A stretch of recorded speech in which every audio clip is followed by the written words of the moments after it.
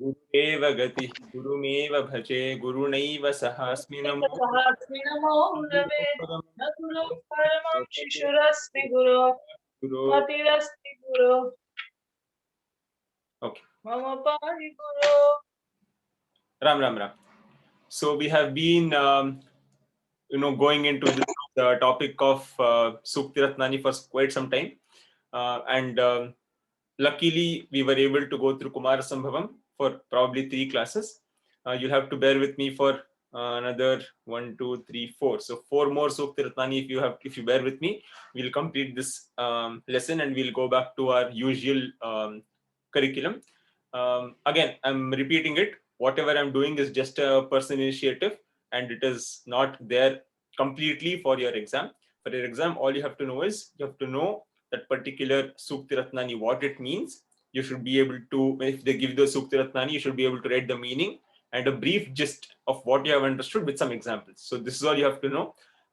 Anything else that I'm telling you apart from this is just extra information, which is probably more than what you need, but still I want to give this to you. Okay, with that we will take up the next Sukthirathnani. So coming to the next Sukthirathnani, so we have finished 5 plus 1, 9. So we have finished 6 of them, and now we are in the 6th Sukthirathnani. So anyone knows where the 6th Sukthirathnani is taken from? Any idea? Okay, so the 6th Sukthirathnani is taken from a very famous scripture, a very famous grantha of Hindu mythology, that is Mahabharata. So Mahabharata is the source of the 6th Sukthirathnani. Again, we will go through the story, the writer, and all about him before we actually come to this particular Sukthirathnani.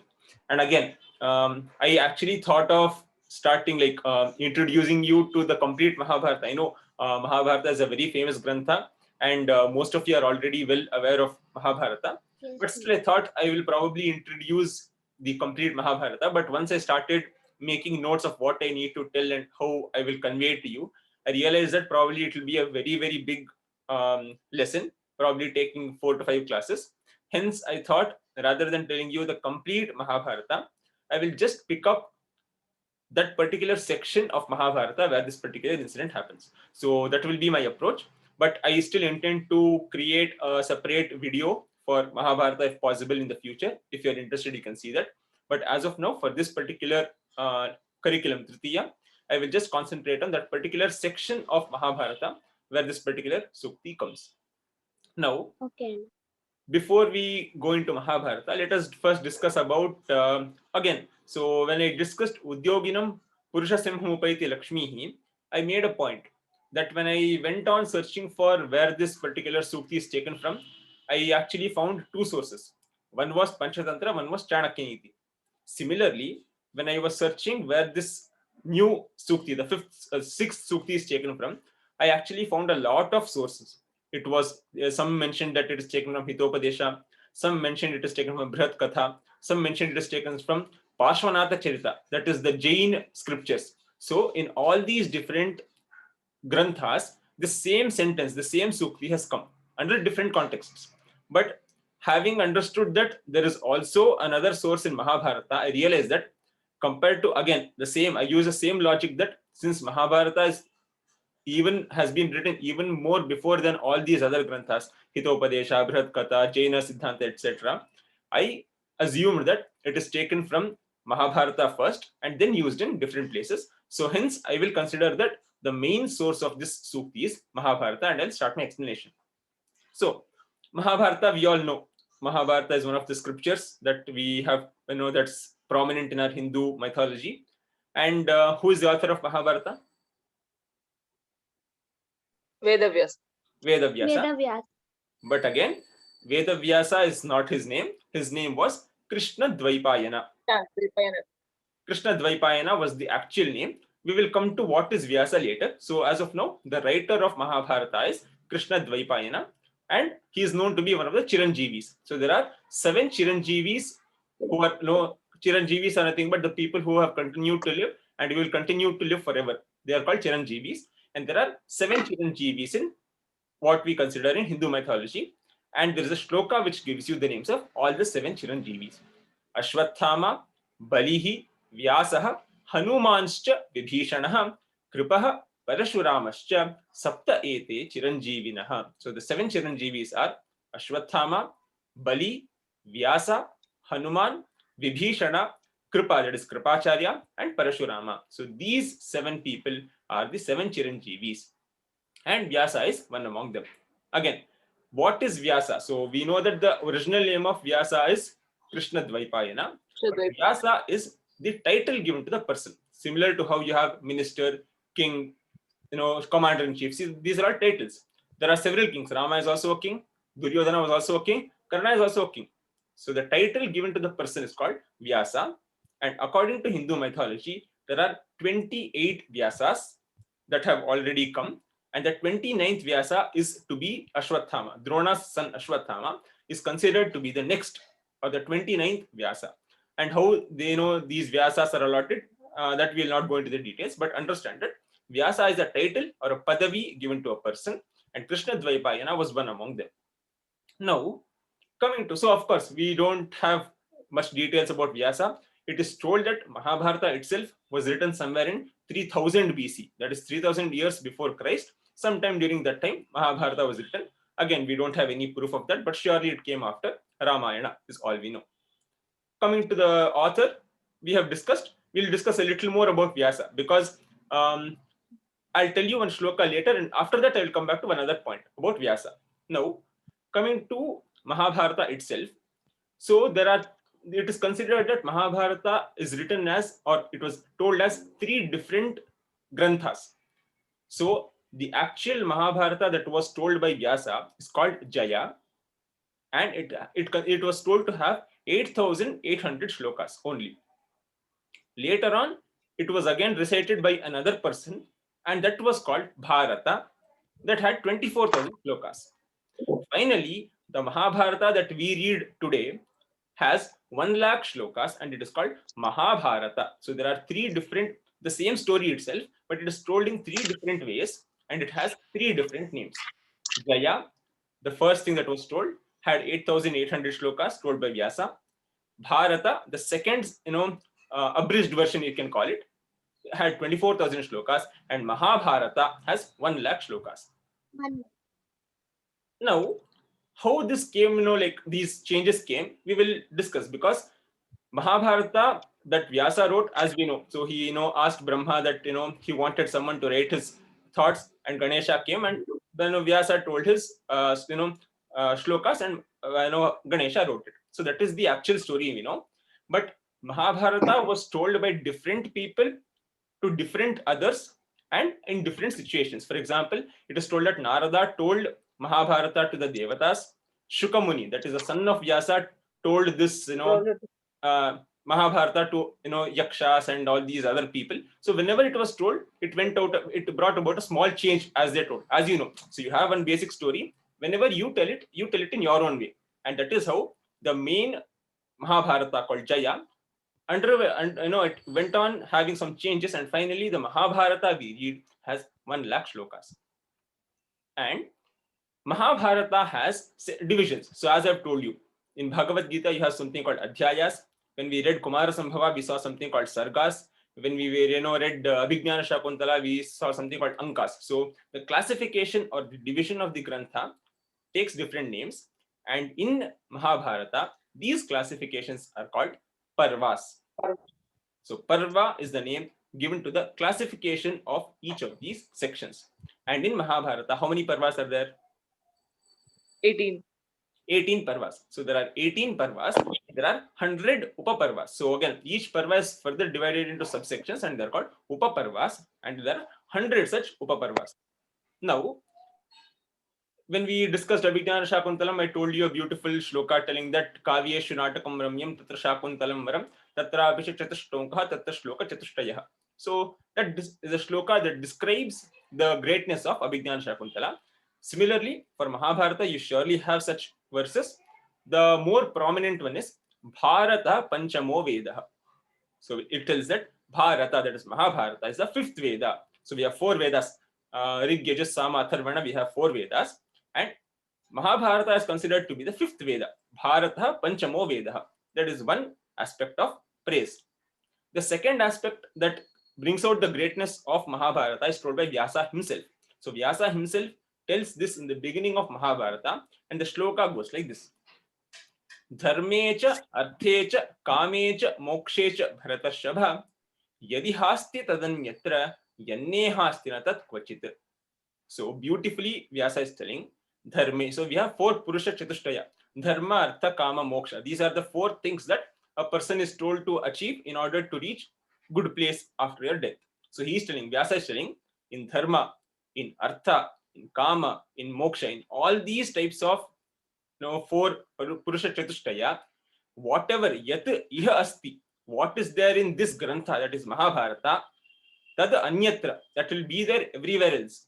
Yat iha na asti, what is not there here, tat kvachita. So he's telling that Mahabharata is such a vast grantha that it covers every aspect of dharma, artha, kama, moksha.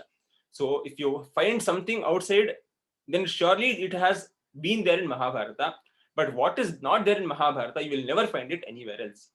So beautifully, he that tells that any sort of thing. So let us say Chanakya Niti it speaks about all this Rajaniti, politics, everything. It's also described in when Vidura explains it to Yudhishthira. If you talk about Kapata, already Shakuni is there. If you talk about Dharma, Yudhishthira himself is a Dharma Putra. So every aspect that you find. So let us say you see a new movie, some inspiration you can somehow connect it to Mahabharata. Some new Nataka, if you see, somehow it will have some relation to Mahabharata. So in this way, Vyasa is telling that what is there in Mahabharata is there everywhere, but what is not there in Mahabharata is nowhere. Indirectly, he's telling that I have covered everything in this world in this particular grantha called Mahabharata. And one more thing is, so in the new, if you see some new movies, you will see that the director, the producer, they also come in the middle of the story. Initially, when the movies were created, the old movies, only the hero, heroine, and the actors only were playing the part. But later on, when in the new movies, if you see, even the directors come in one of the scenes, and you come to see them. Similarly, here Vyasa at that point of time only he has come in his own story, because in several sections of Mahabharata, Vyasa comes and he plays his role. So even that part of the story is also included in Mahabharata by Vyasa. One more thing. So if you read Ramayana, that is the first poem. It starts off with Dasharatha, and then it continues, the entire story of Rama and Lavakusha. So it's a straightforward movie. But Mahabharata is not such a thing. The Mahabharata that we read, that is a 1 lakh shloka, is actually a flashback story. So some Mahabharata has already occurred, and later on, when some other king of the same dynasty is involved, the same story is told again. So the new movies include flashback that was already included by Vyasa. So why I'm telling you this is, I'm telling you to tell that Vyasa was so far-sighted that he included everything that we will later come to use. So whatever we are using is that we are actually taking ideas from Mahabharata. We are not creating any new ideas, is what I'm telling you. So I'll tell you about how this flashback story came in the next section. So this is a brief introduction about what is Mahabharata, who wrote Mahabharata, and a little bit about the author Vyasa. Now, coming to the context. As I told you, the first Mahabharata, that is Jaya, we don't have the actual grantha. Bharata also, we don't have the actual grantha. Only the Mahabharata that has 1 lakh shlokas, we have the Moola grantha, which is commonly narrated everywhere. Now, the context behind this Mahabharata is slightly different. There is a king called Janamejaya. Janamejaya is also a successor of Pandavas.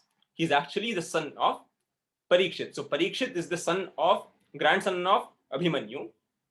So the son of Abhimanyu. So Abhimanyu is the son of Arjuna, and Abhimanyu's son is called Parikshit, and Parikshit's son is called Janamejaya. So Janamejaya is the successor of Pandavas, and he is doing a particular type of yaga. He is doing a homa called Sarpa Yajna. Why he is doing the Sarpa Yajna is his father Parikshit. What happens is, this is a small instance. As I've told you, the main reason why I did not consider telling the complete Mahabharata is I started jotting down points, but at every stage I move one step, I have to move 10 steps outside to tell 10 different stories to link you to the next step. Again, I go to the second step, there are another 20 new branches. So again, Mahabharata is like a banyan tree. Ramayana is actually like a more or less a coconut tree. So you have just one stem, and all the stories are involved in that one. But Mahabharata is a branched out story. So for every step, so if you have to tell, okay, then Bhima is born. Again, I have to tell, okay, Bhima was born because of Vayu. And why was he born because of Vayu? Because Kunti had some boon by Durvasa. Why did Durvasa give? Because she was serving him. Why was she serving him? Because she was in the court of Kunti Bhoja. But she is not the daughter of Kunti Bhoja. She is the daughter of Sura. She was adopted by Kunti. So again, as I've told you, if I start with one story, again I have to go like to 10 different branches before I actually come back to the new story. Because it is such a vast grantha, I restricted myself to one particular parva of this Mahabharata. So now again, Parikshit. So at whatever I can include in this small lecture, I will include. So I'll just use small side notes or side stories to bring you to the main story. Again, so Parikshit, what happens is, so Parikshit is fond of hunting and he has gone out for hunting. But during his hunting endeavor, he feels thirsty. So he goes to an ashrama, and there is a rishi who is sitting and meditating. Parikshit goes and asks the sage for water, but the sage who is sitting in meditation does not respond. After several such requests, when the rishi does not respond, Parikshit feels very angry. He finds a dead snake lying around. He picks it up and puts it around the neck of that rishi. After that, he leaves. Now, that rishi's name is called Shamika. Shamika's son is called Shringi. So, when this happens, Shringi comes to know that the king called Parikshit has done this to his father. So, he's very angry and he curses Parikshit that he will be bitten by a snake in 7 days and he will die. So, that is the background story. And finally, Parikshit, finally he comes to know. So, actually, after this incident occurs, after Shringi has cursed Parikshit, Shamika comes to know that his son has cursed. But he feels very sad. He feels that what Shringi did is wrong because he was thirsty, and in that desire for drinking water, he did this mistake. And it was he felt that Parikshit should not have been given such a harsh curse. So that curse cannot be taken away. So what he does is he sends one of his disciples called Gauramukha to inform, because Parikshit is not aware of the curse. So to make him aware and to get him prepared that he'll surely die in 7 days, he sends his disciple to inform him of the curse. Parikshit is sad, but he thinks, okay, I did a mistake and I'm getting the fruits of it. So he's happy. But his ministers try to protect him, and but nothing happens. But in the meantime, Shuka, the son of Vyasa, he thinks that so Parikshit surely will die in 7 days. So before he dies, let him hear to the Bhagavata Purana. So he goes and he narrates the Bhagavata Purana to King Parikshit in that 7 days. And after that, finally, there is no other way. He finally dies when the Lord of Nagas called Takshaka comes and bites Parikshit.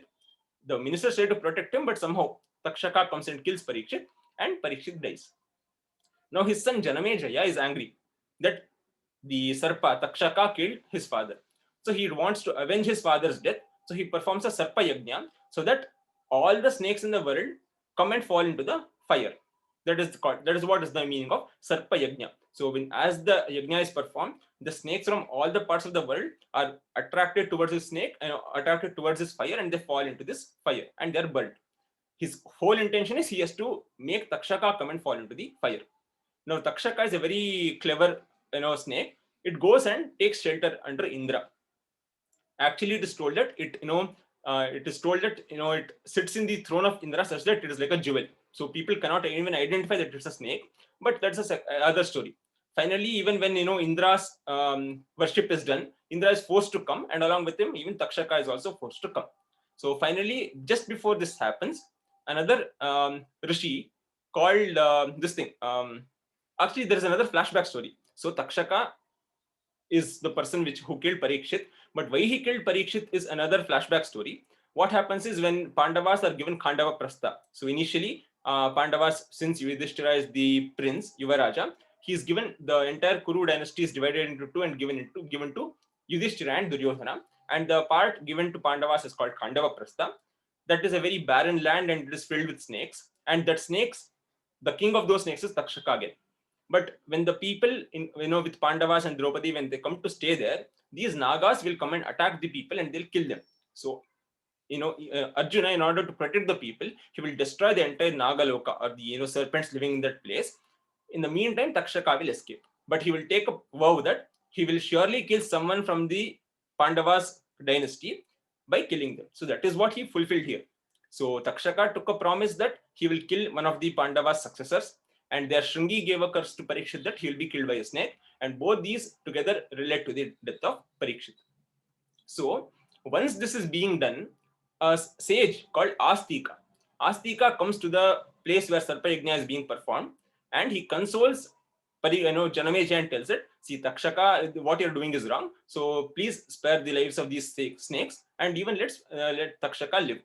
After hearing to this, finally he will tell, okay, I will stop the Sarpa Yajna, and the Sarpa Yajna is stopped.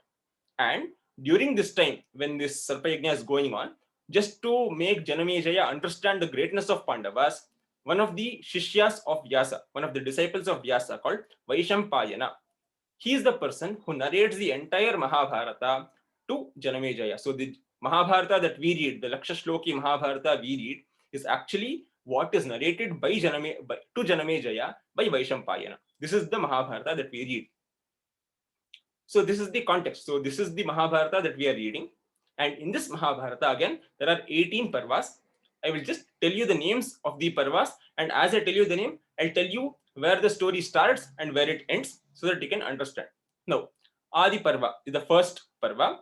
It starts with the Kuru dynasty from Shantanu. So Shantanu marrying Ganga and the birth of Bhishma. That is the starting point of Adi Parva. And it continues with the birth of Vichitra Virya, Chitrangada, the birth of Pandu, Dhritarashtra, the birth of Pandavas and Kauravas, and the making Yudhishthira the Yuvaraja, giving him Khandava Prastha, and they both settling in their respective Hastinapura and Khandava Prastha, or later called Indraprastha, and then Yudhishthira performing the Rajasuya Yajna or Ashwamedha Yajna, whichever, and then finally they living happily is the starting and ending point of Adi Parva. The second Parva, so actually Adi Parva is a very elaborate part. It has a lot of stories and a lot of characters, but still it's included under Adi Parva. Second thing is Sabha Parva. So Sabha Parva is where the entire Dyuta Krida, the gambling or the dice game happens, and twice. So first time Pandavas are called, they're humiliated, but later Dhritarashtra tells, okay, sorry, you can go back. And again they are called, and this time Yudhishthira pledges all his brothers, he pledges himself, he pledges even Draupadi. So that entire incident comes in Sabha Parva. The third one is called Vana Parva or Aranyaka Parva. So this describes, so at the end of the Sabha Parva, it is told that Kauravas ask Pandavas to stay in for 12 years in exile and 1 year in Ajnatavasa, that is incognito, and that is the condition that is put. So the third Parva, Vana Parva, starts with their exile. So the 12 years of exile is what is Vana Parva. Next is Virata Parva. So the 1 year of 12 years of exile is told in Vana Parva, whereas the 1 year of Ajnatavasa is told in Virata Parva, which is the fourth Parva. Then the fifth Parva is Udyoga Parva. So at the end of Ajnatavasa, now they are all ready to go and speak with Pandavas, Kauravas, and make a peace treaty, because Pandavas have no intention of fighting. So they send Krishna as a Duta, as a Shanti Duta to Kauravas to ask them to not have a fight and just in a calm way settle the matter, but they don't agree. So Udyoga Parva also later includes. So once Duryodhana tells that no, I want to fight, I don't want to have any peace sort of agreement. So then the arrangements made by Kauravas and Pandavas for battle, how they gather people, how they gather their allies, that's all included in Udyoga Parva. And the actual Kurukshetra war starts from the sixth Parva, which is Bhishma Parva. Bhishma Parva, again, I've told you several times that Mahabharata gives a lot of prominence to 18 because it has 18 Parvas.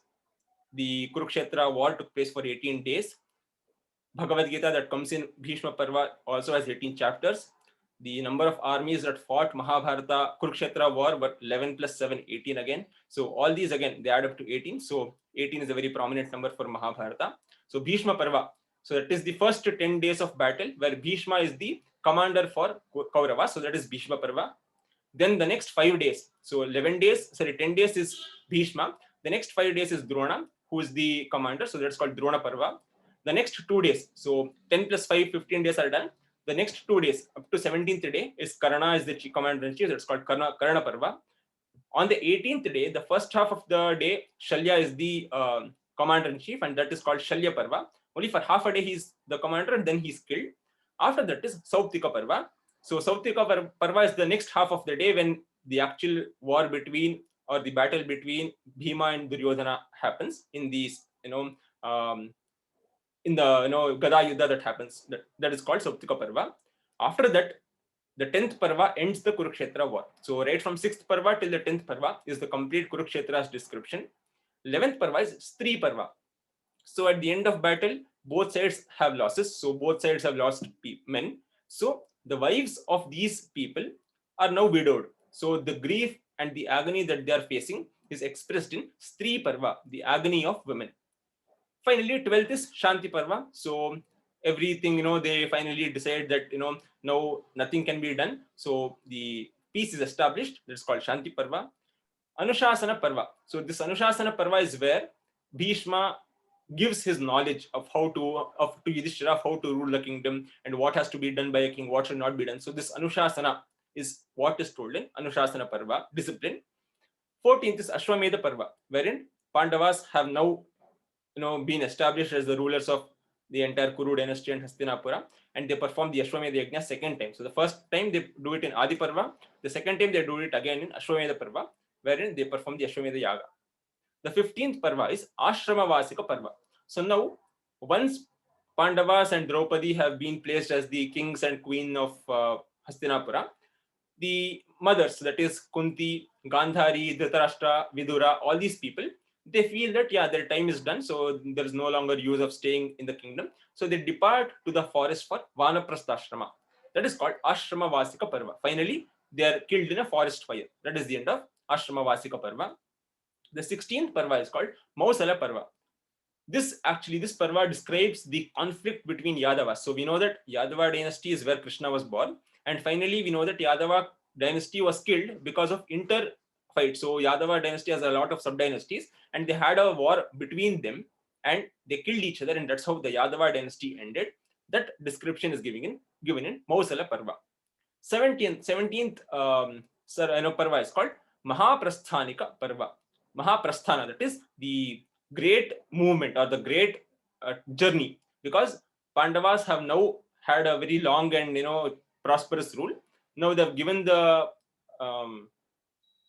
kingdom to their grandson, because Abhimanyu has died in war, so there is no other person to take over the kingdom. So Parikshit is the next person who is in charge. So they give the entire kingdom to Parikshit, and they go to Vanaprastha. So this is their time to leave the kingdom and go to Vanaprastha. And that journey from leaving the kingdom and going towards Himalayas is called Mahaprasthanika Parva. And the final 18th Parva is called Swargarohana Parva, wherein all these Pandavas as well as Draupadi, they start ascending the mountain of Himalayas, and there, once they start ascending, each of them, so first Draupadi, then Sahadeva, then Nakula, Arjuna, Bhima, all of them, they start falling, because whenever they try to ascend, they lack one quality, or they have one of the bad qualities, which causes them not to reach the peak of that particular mountain. So finally, Yudhishthira is the only person who reaches there, and later on, once the entire journey is done, Pandavas are still given Swarga, because they had one or two small mistakes that they committed in their life. For that, they could not ascend to the Swarga Loka in their human form. But later on, because of the Punya Karyas, though not in the human form, they were again finally taken to Swarga. So Swarga Rohana Parva is the Parva where all the 5 Pandavas attain Swarga. So that is the 18 Parvas briefly described. Now, there are some facts that I want to tell you about Mahabharata. The biggest Parva is... Anna, I have a question. Yeah, please. Anna, you told that the Pandavas attained moksha, right? Not moksha, Swarga. Swarga and moksha are different. So many people say that the Pandavas thought about bad things when they were about to die, and so they went to hell. Yeah. And the Kauravas thought about good things, and they went to heaven.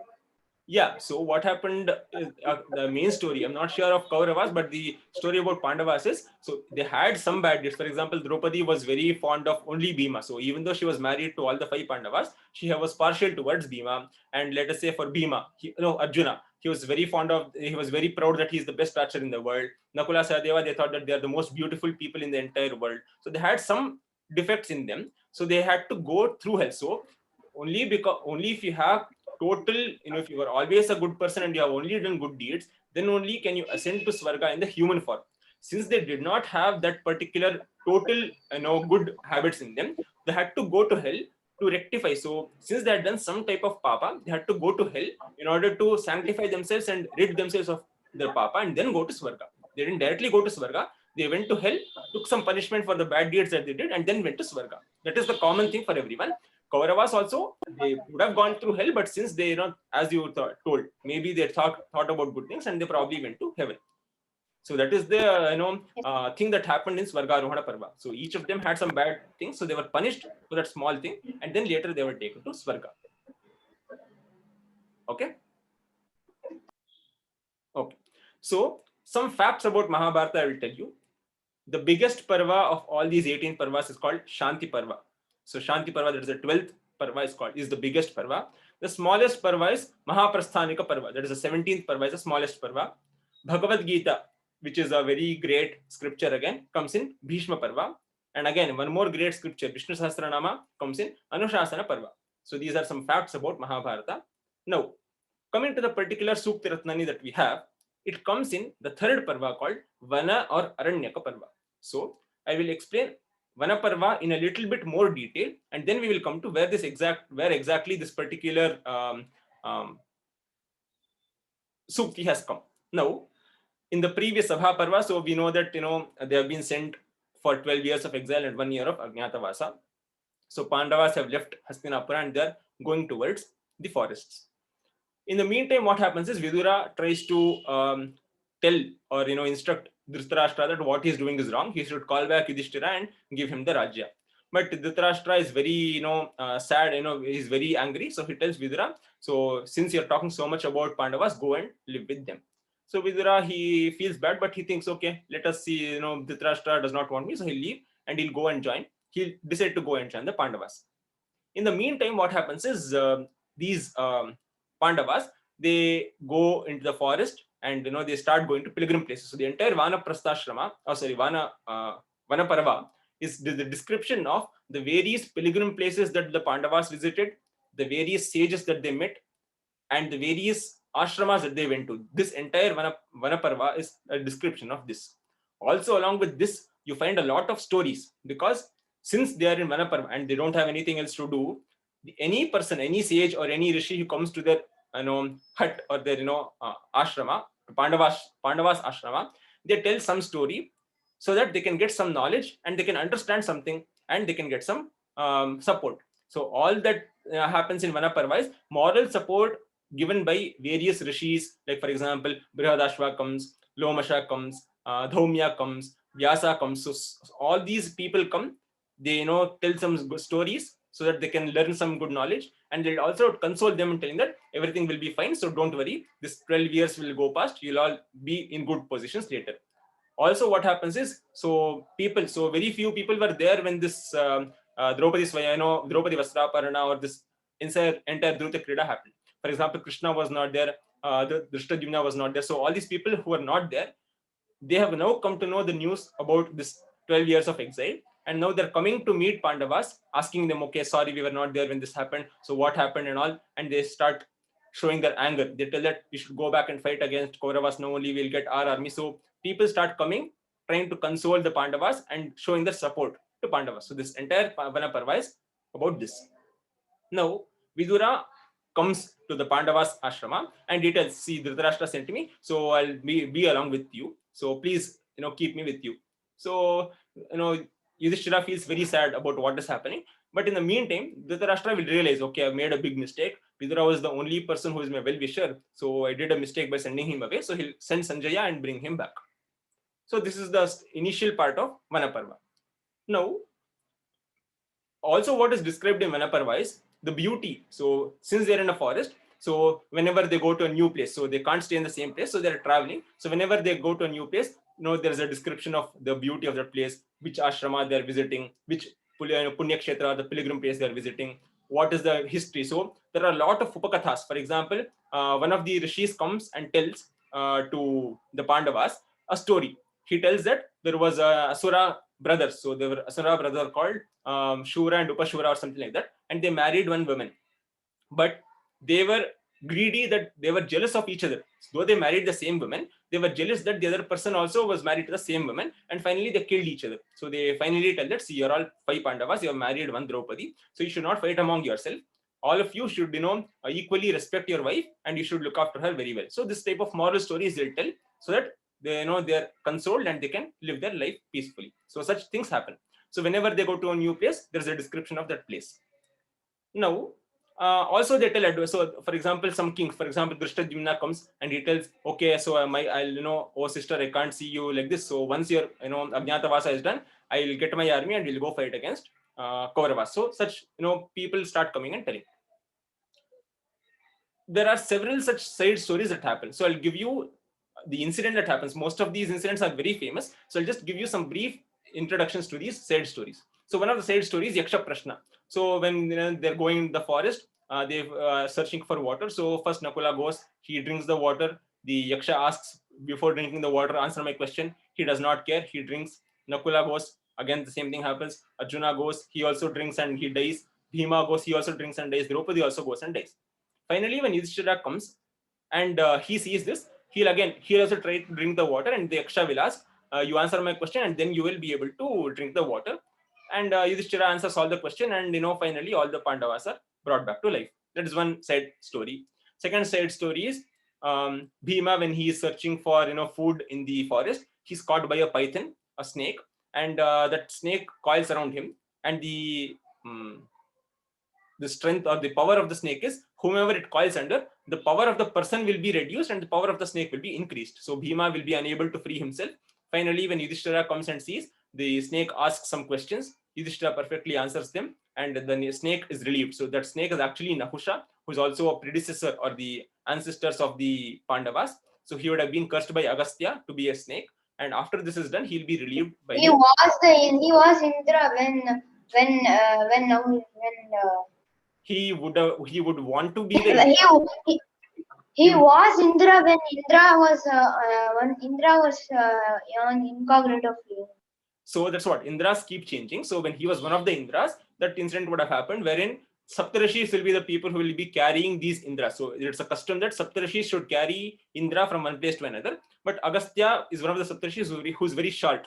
So he'll be finding it difficult to support that chariot on which, or the seat on which Indra is sitting. So Nahusha, who is the Indra, then he'll be very angry and he'll tell Sarpa Sarpa. So in Sanskrit, Sarpa means go fast, and it also means snake.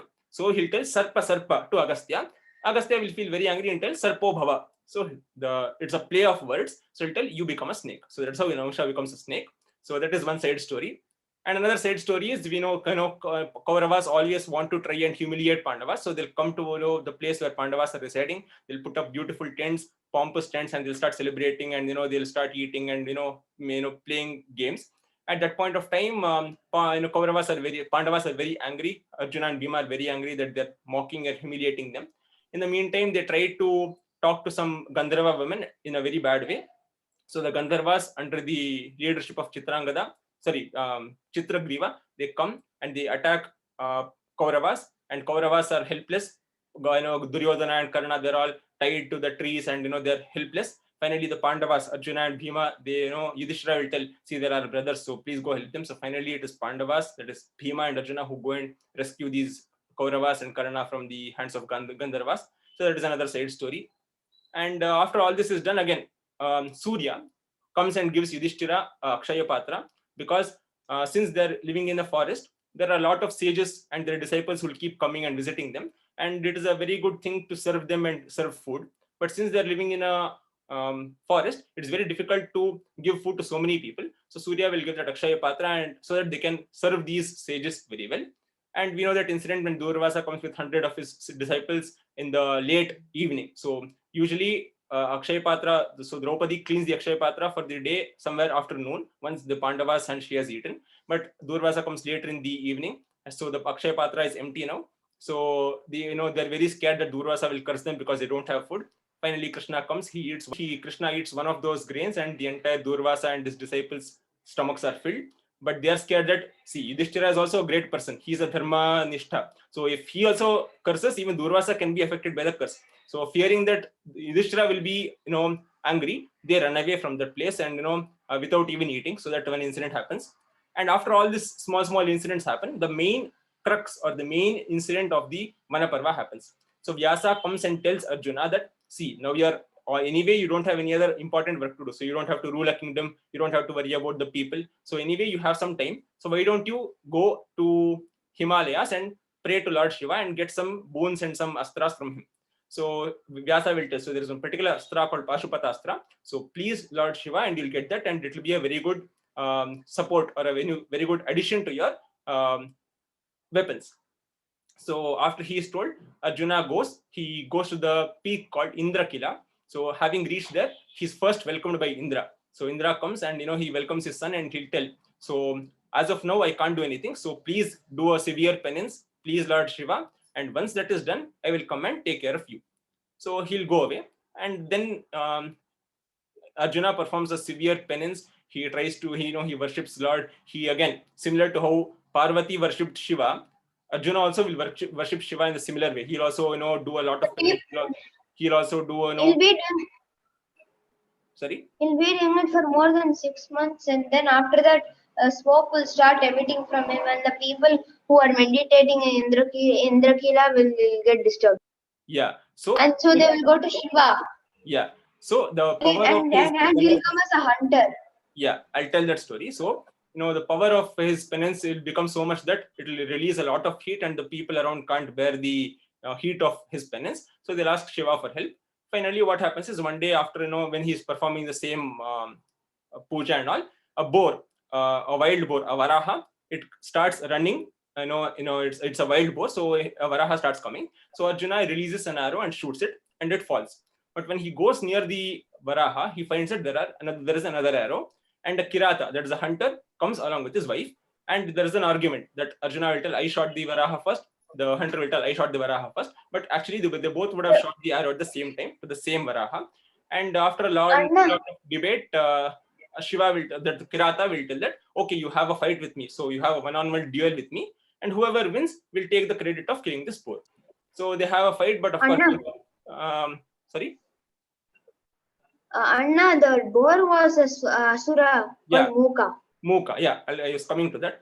So once everything is done, so Arjuna can't beat Shiva. So after a long battle, Arjuna is very tired and he thinks, how can I not beat this hunter? So he thinks, okay, let me worship Lord Shiva. So he'll put a garland around the Shiva Linga, and miraculously that garland will go and fall around the neck of that kirata.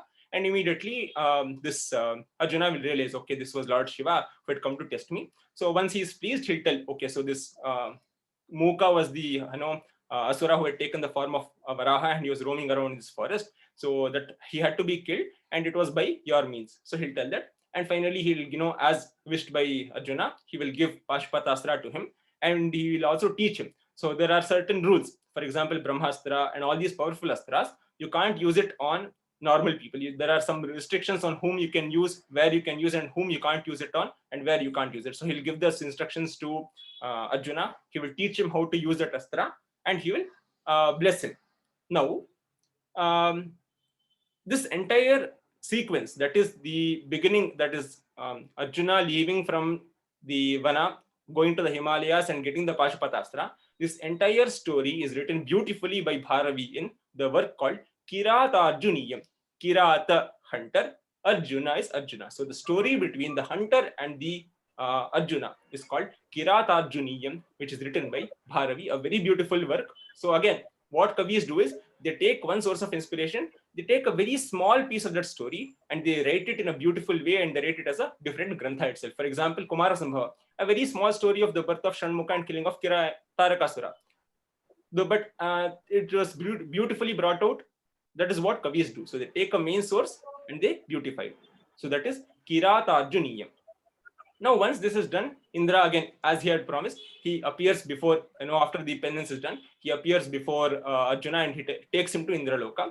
There all the gods are pleased. They bless him. They give him their respective astras, weapons, and their blessings. After all this is done, Arjuna, Indra will tell Arjuna, please stay here for some more time. You have some work to be done. and he'll send him to Urvashi to learn dance, and to Chitrangada to learn music. So Gandharva, the musician of Gandharva is called Chitrangada, and he'll send him to Chitrangada to learn music, and to Urvashi, the Apsara, to learn dance. As this is happening, Urvashi will fall in love with Arjuna, and later on she'll confess that I like you. But Arjuna will tell that, see, you were the wife of my ancestor called Pururava. Hence, by relation, you are like my mother. So I can't like you like this. Urvashi is very angry. So she'll curse him that you will become a eunuch. That is nor a male nor a female. So Arjuna is very sad, and he goes and tells Indra that, see, like Urvashi cursed me that I'll become a eunuch. So Indra will understand, okay, there is a use for this curse later on, but he'll go and tell Urvashi, okay, Urvashi, now you have given this curse, it can't be taken back, but change the curse that this entire process that he'll become a eunuch will only last for 1 year whenever Arjuna wishes. So whenever Arjuna wishes, he should become a eunuch, and it should last only for 1 year. So Urvashi also later she realizes that what she did was wrong, and she tells, okay, you'll be a eunuch for 1 year whenever you wish. After all this is done, so he'll come back. So Arjuna returns from Indraloka, and he tells about all what happened, the beautiful journey that he had, how he met Shiva, how they had a duel, and all that he'll describe beautifully. In the meantime, so when Arjuna was away, these Pandavas have also been doing a lot of other work. So there are a lot of other side stories that happen. First thing is Bhima going in search of Saugandhika Pushpa. So Draupadi asks for Saugandhika Pushpa. So Bhima goes in search, and he realizes that it's in the garden of Kubera, which is guarded by Yakshas. And in the path, he'll again find Hanuman, and that we know that story of Hanuman and Bhima. And after they meet each other, Hanuman tells that I will reside in your flag as Kapidhwaj. So you'll be called Kapidhwaja because I will reside in your flag, and that will be a victorious sign in future. So that incident happens. And again, on the way, we have this in the meantime, Yudhishthira learns Aksha Hridaya. So Aksha Hridaya is the art of gambling. So already this Yudhishthira has lost twice at gambling at Dyuta. But now a sage called Brihadashva, he comes to the place where Pandavas are living, and he teaches Yudhishthira Aksha Hridaya. So Aksha Hridaya is the tactics or the technique of winning gambling. And he also tells the story of Nala and Damayanti. So Nala is also an ancestor of Chandravamsha, who also lost in gambling, and later who also learned Aksha Hridaya and later became a prosperous king. So he'll tell that you may need it in future, so please learn it. Again, this Aksha Hridaya is what He learned from Rituparna. Nala will learn from Rituparna, correct.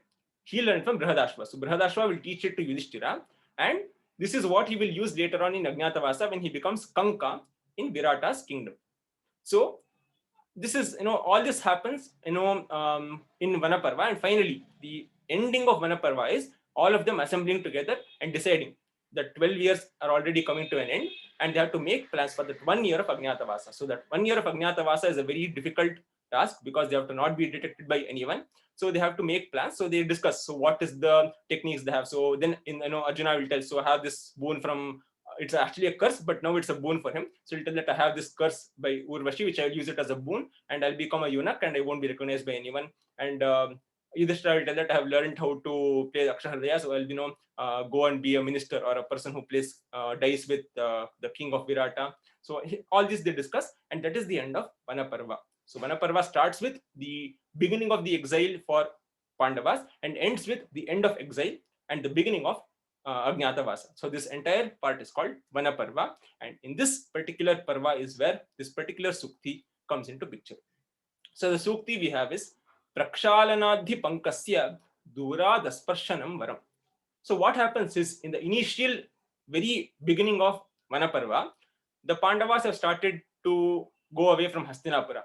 So all the people, even in Rama, even in Ramayana, even in Mahabharata, people like Rama, people like Pandavas. So they start following them, telling that wherever you go, we'll come.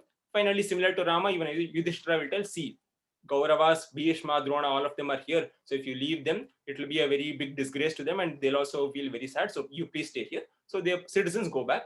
But there are a few, 4 or 5 Brahmins who continue to join with them. So they cross river Ganga, they come with them. When they start entering the forest, Yudhishthira will tell, okay, Brahmins, see, you've come with us so far, so we are very grateful that you came, but please don't come further, because first of all, it's a forest, you won't be able to bear the harsh life that we are going to lead in the forest. So please go back, and we'll carry on with our exile, and we'll go into the forest. But the Brahmins will tell, no, don't worry. So we don't worry about us. Wherever you are happy or wherever you live, we live happily there. So don't worry. Then Yudhishthira will feel very angry, will feel very sad, and he'll start grieving. He'll tell that Dhritarashtra's sons are so bad. If I had some amount of money or something, I could have supported these rishis, and I could have given them good food and good shelter.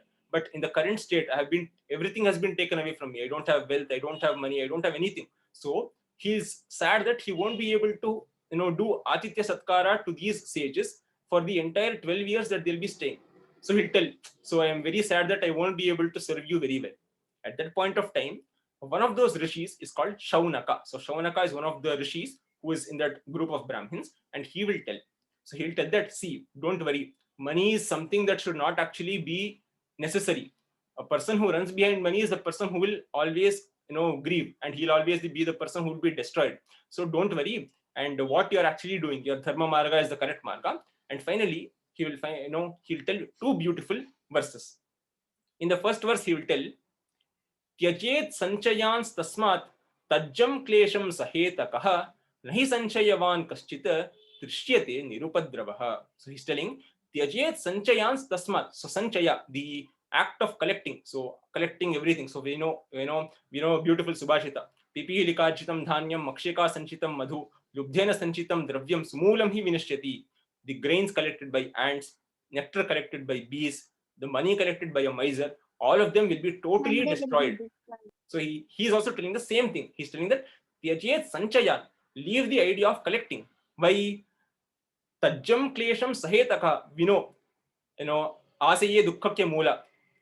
Desire is the main source of sorrow. He's telling that.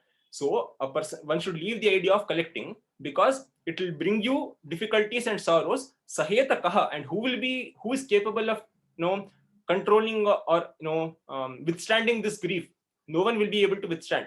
And he's also telling, nahi sanchayavan kaschit drishyate nirupadrava. So nirupadrava means without any problems. The Shaunaka is telling that for a greedy person, there can never be no problems. So he'll always have problems. So he's telling it in a dual negation. He's saying that for a person who is a miser, there cannot be no problems. Meaning he'll always have problems. And hence one should always let go of the idea of collecting and amassing wealth. He's further. So in the next shloka is where this particular Sukthi comes. So he's already told, see, one should not collect anything because it will always give you problems and no one can tolerate those problems. Finally, he will tell that atascha dharmabhihi pumbhihi aniharthah prashamsyate prakshalanadhi pankasya durat asparshanam varam. He's telling ataha, hence dharmabhihi pumbhihi, righteous people, the people who follow dharma, what do they like? Prashamsyate, they praise or they respect. Whom do they respect? Aniharthaha. We have already seen Nirihanamisha Strinamiva Tiraskara Vishaya, taken from Mudra Rakshasam, where you see for a person who does not have any desire, even the Lord is as negligent as a blade of grass. This is actually an addition to that. You can use this Sukti there, that Sukti here as an extra reference. So he's telling that Dharma, the Dharma Palakas, the people who follow Dharma, they praise the people who don't have desires. Anihartha prashamsyate. So the Dharma Nishthas, the followers of Dharma, they will always like the people who don't have any desires. Why? Prakshalanadhi pankasya durat asparshanam varam. Prakshalanat is spraying or something that falls on you. Panka is sludge or koche that we call. That is called panka. So lotus blooms in panka itself. That's why it's called pankaja. So sludge or slurry that we have, that water, muddy water, is called panka. So pankasya prakshalanat, rather than getting washed by the panka, that is the slurry water, durat asparshanam varam, standing away without getting touched by that is better. Varam. We have a very beautiful Kannada counterpart as well. So prakshalanadhi pankasya durat asparshanam varam. Rather than getting drenched by the slurry water, it is better to stay away and remain untouched. That is the beautiful phrase that Shaunaka, this particular sage, tells Yudhishthira. So this is where this particular Sukti is taken from. That is Vanaparva of Mahabharata. Any doubts? Gurureva gatihi gurumeva bhaje gurunaiva sahasmi namo gurave na gurof paramam shishurasmi guror matirasti gurau mama pahi guru. Ram Ram Ram.